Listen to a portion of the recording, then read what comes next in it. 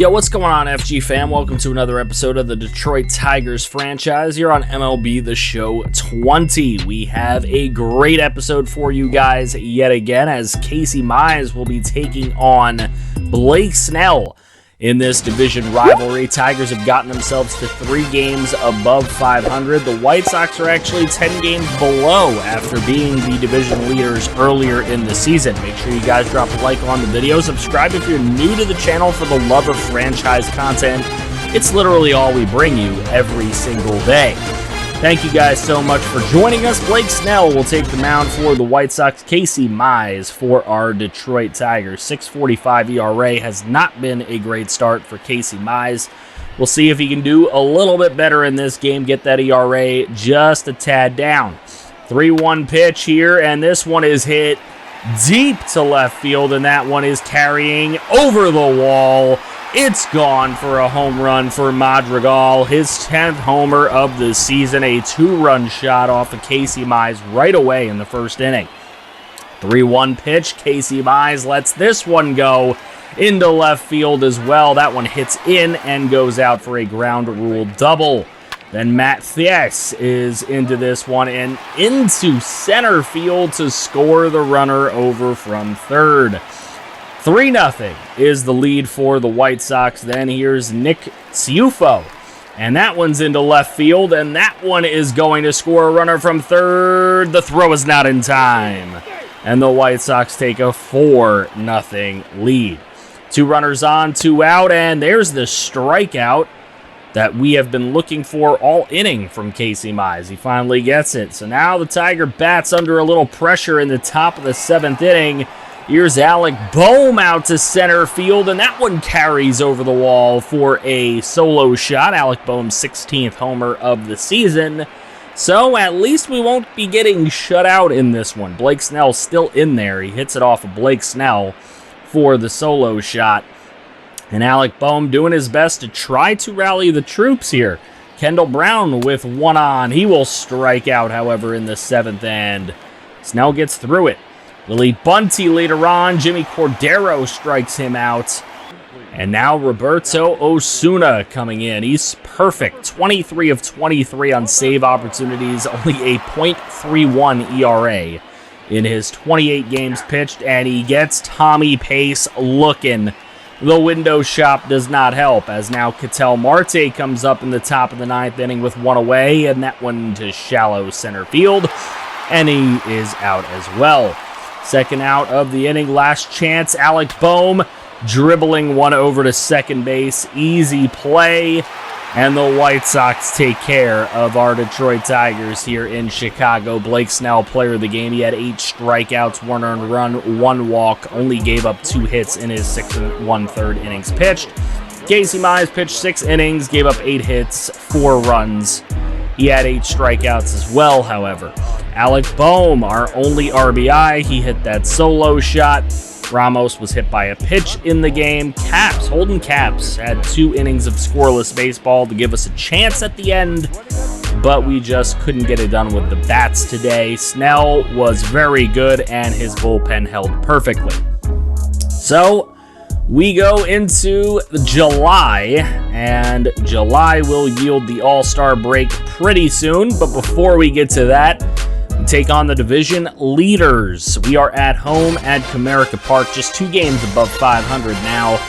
The Minnesota Twins come in at 51 and 36. Again, looking to take the division crown, and if we're being honest, they probably will. 17 starts for Jacob deGrom. He has a 4.50 ERA and a 7-3 record in 100 innings pitched on the dot. He will pitch over that today. There's a strikeout on the changeup down low, and deGrom starting his day off right. Opposing him will be Braden Young, who has been a very good user prospect pitcher in this series. 9-3 on his season. He has been very good. There's a dribbler over to third, and that'll be thrown on to first as both pitchers make it through the first inning unscathed. deGrom gets an inside strikeout on Miguel Sano in the top of the 2nd inning, And Jake Cave comes up on a 1-2 pitch and launches one out to right field. This one's lined over the right field wall and into the locker room. Look at that thing go. Cave hits his 23rd homer of the year. It goes 369 nice feet. But then striking out Mitch Garver is DeGrom to prevent any further damage. Here's Lindor in the bottom of the second. That's a liner over the left center field wall. Frankie Lindor with his 20th homer of the season, traveled 395 feet, and he ties the ball game up. Here's Ketel Marte in the bottom of the third with 2 on. On a full count, he goes straight away center field into the hedges. It's gone. His 16th homer of the year is this 3-run shot to give us the lead over Minnesota, 4-1. Here's DeGrom, slider away. This one's hit into center field. That one will drop and get past Richie McGowan. Marte runs it down in right center field, and it's unfortunately going to be a triple for Minnesota. The leadoff triple, trying to get through it without giving up the run. Sano is thrown out at first by Lindor, but the run does score. It is 4-2. Here's Mitch Garver with 2 on. He will strike out as DeGrom gets out of the inning, only allowing 1 to cross the plate. Lindor in the bottom of the 4th, and this one is hit deep off the full count, off of Braden Young, out to right center field, and gone! Lindor's 2nd home run in as many at-bats, 21 on the season, 413 feet that time. It's 5-2. Here's Wilson Ramos. This dribbler is going to be grounded into a double play to prevent any further runs. Here's Nico Horner for the Twins. 2 away. Runner on third, but he's thrown out at first, and that will end the inning. Into the 6th inning, here's Preston Kinney up at the plate with a runner in scoring position. And DeGrom gets out of that as well. Into the bottom of the 6th on a 5-2 lead with 2 on and 2 away. That's off the wall for Ozzie Albies. Trying to score from third. He will. It's 6-2 for the Tigers. Wilson Ramos with 2 on. Ramos trying to put it through that first second base hole, but he does not. And, of course, way too slow to beat it out. Aroldis Chapman coming into the game now. He's 1-2 on the season, a 7.09 ERA in his 31 appearances. The setup role has not suited him, but here he looks to pitch the 9th with a 4-run lead, not a save situation. And Chapman gives up this one out to right field. You know that one's not coming back just by taking a look at that big shadow. That is gone. That is Cave's 2nd home run of the game. His 24th of the year. He cuts the lead down to 6-3, but Chapman gets the strikeout on the next batter, and then Mitch Garver comes up, and he strikes out as well on the 102-mile-an-hour fastball. Not an easy thing to hit from Aroldis Chapman still to this day, even though he's like 37 years old. Frankie Lindor gets player of the game, and for good reason. He was 3 for 4, 2 homers, 2 RBIs. They were both solo shots. Otherwise, this game could have been a lot uglier. Cave hit 2 homers. Sano with the other RBI for Minnesota. Braden Young gave up 5 earned runs. Lindor hit the 2 homers. Marte hit 1. Albies with the other RBI. DeGrom pitched 5 innings. Gave up 2 runs. We have another trade in the league. Gabriel Moreno going to the Blue Jays from the Yankees for Jordan Groshans, basically, and a prospect. So we moving on through to the All-Star break. Brian Gonzalez not injured anymore. We have the Futures game. So we'll take a look at the Futures game in a managed setting. AL Futures have a 1-0 lead. And Gavin Tanksa is actually playing for the NL Futures. I know he is a user prospect, so that's pretty cool. George Lavelle is playing for our squad on the AL Futures. As we go sim through here, 5-1 AL Futures, a big 7th inning and a big 9th inning. AL Futures win the game 8-2. Edmundo Espinosa is the player of the game. He hit a solo shot.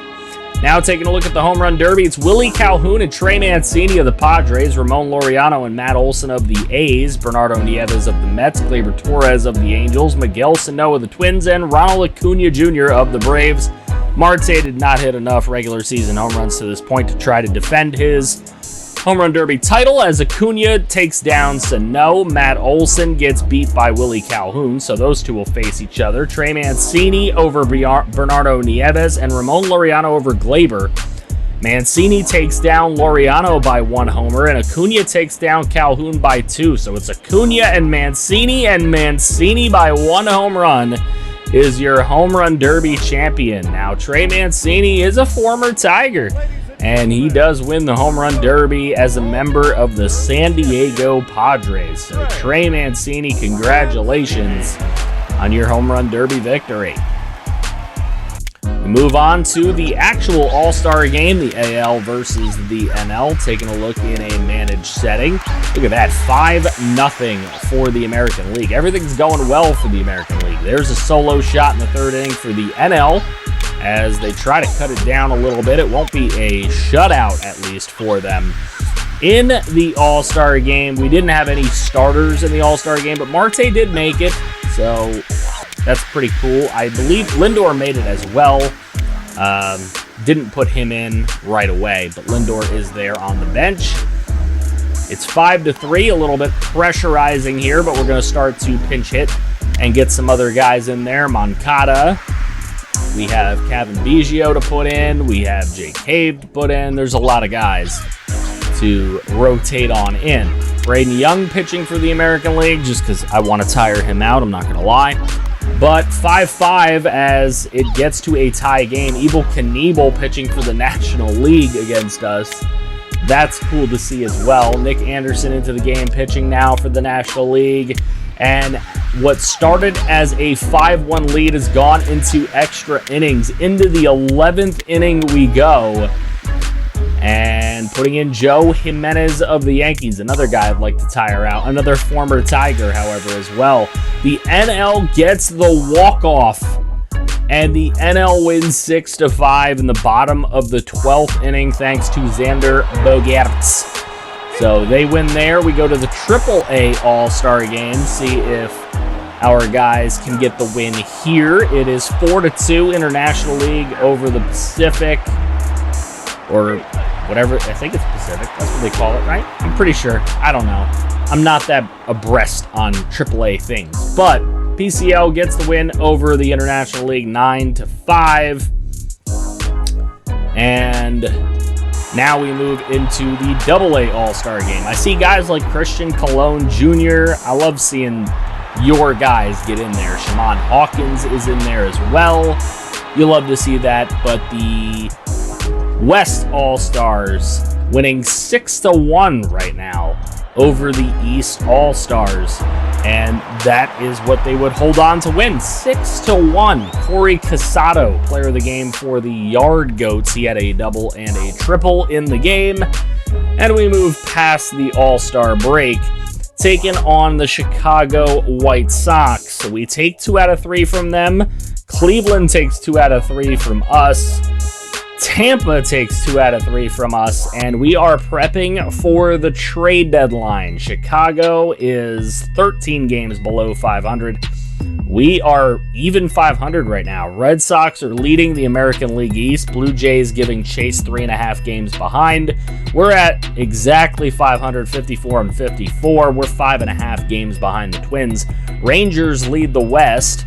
And in the wild card, we are 4.5 games back. It is very possible we miss the playoffs again. That would kill me. That would just kill me.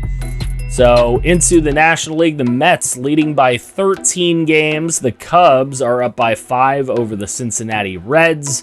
And the Dodgers are up by 2 games over the Padres. Their wild card is looking pretty settled.